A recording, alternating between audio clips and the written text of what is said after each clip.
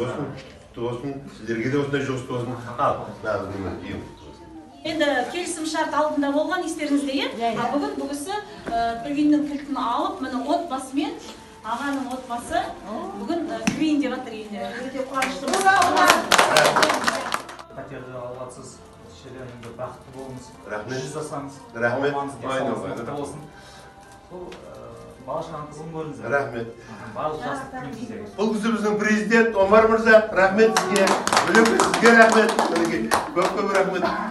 Қазақтың асқақ беделі, махаббат қайрат екеулеп. Бүгін бізде тағы да бір жақсы қуанышты хабар.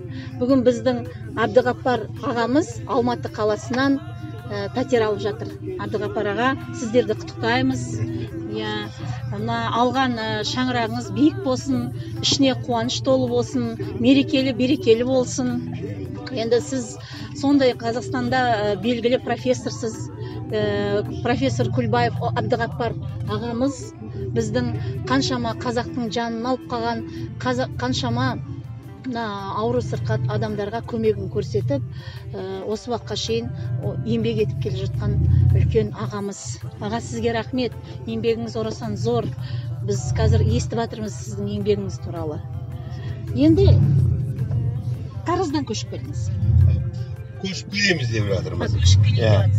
Осында осы сіздердің қордың қамқорлығының арқасында 3 бөлме үй алып жатырмыз.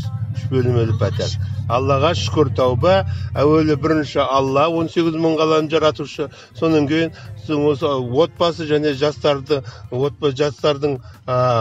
жас семьялардың қолдау қорының арқасында үй алып жатырмыз. Үйіміздің Тұрғат Олазы көшесінде. Сіздердің жалпы құрған осы проектлеріңіздің іске асып жатқанына мың қайта шүкіршілік етемін. Сол шүкіршілігіміз баянды болсын.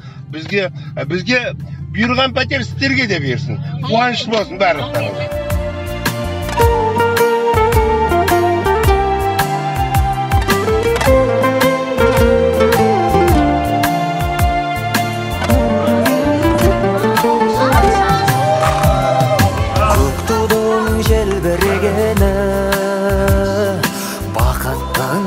Жүрегені